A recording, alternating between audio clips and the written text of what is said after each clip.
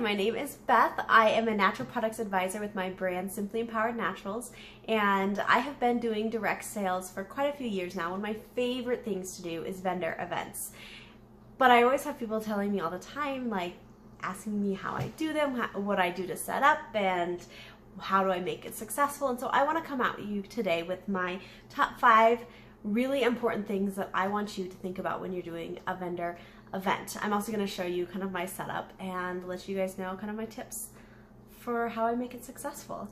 So the first thing that I want you to think about that is super important to remember across the board is keep it super simple. Don't overdo it. Don't plan on bringing in 10 loads of things when you walk through the door to go set up.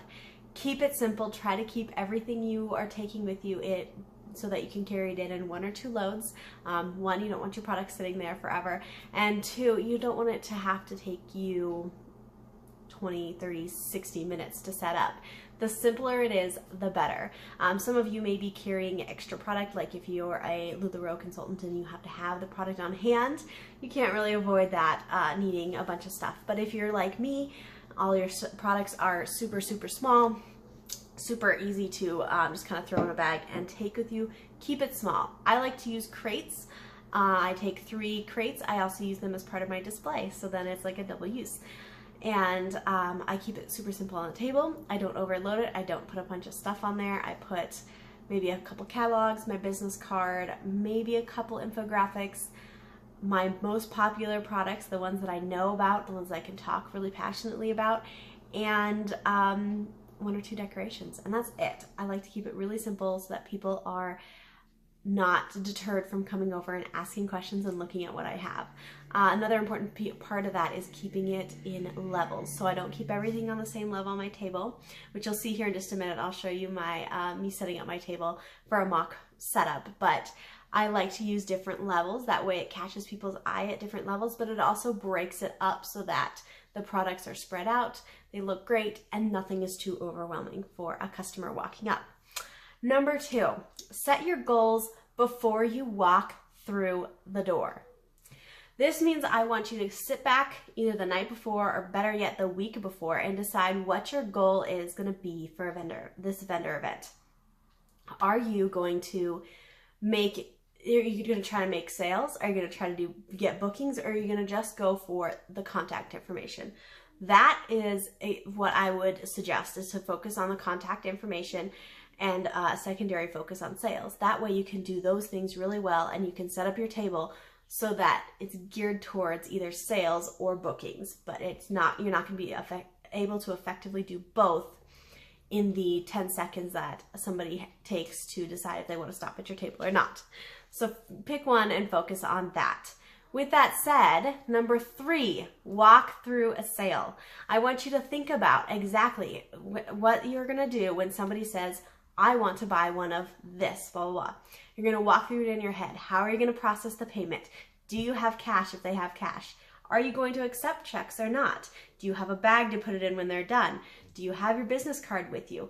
Do you have everything set up so that you are ready to take people's money? Please be ready. Nothing feels worse than not having everything you need.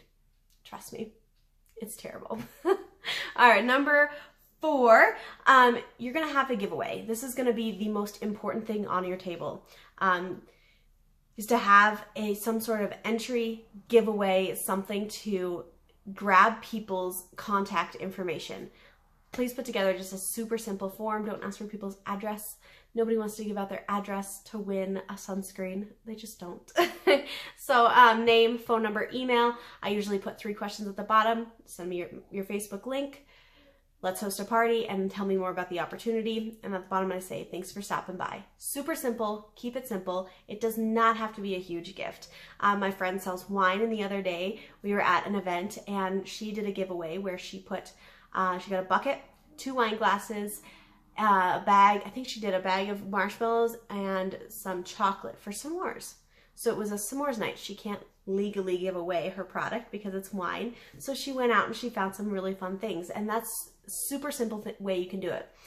For me, I have been doing a sunscreen and sunglasses in a little bin, from the Target dollar section, super simple. But that contact information is going to be the best way for you to stay in contact with people, to be able to follow up afterward, and to keep the contacts flowing. They say it takes up to six or eight contacts before somebody is ready to buy. So the vendor event is contact number 1.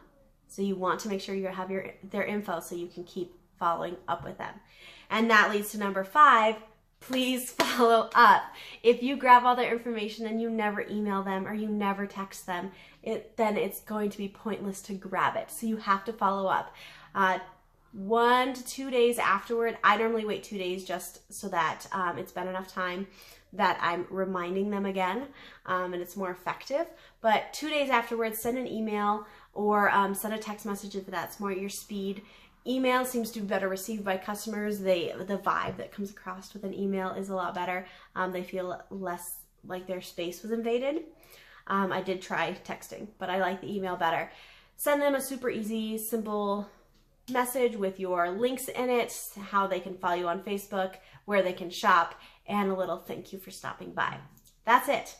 Doesn't have to be overcomplicated, guys. A vendor event can be a huge tool for your business.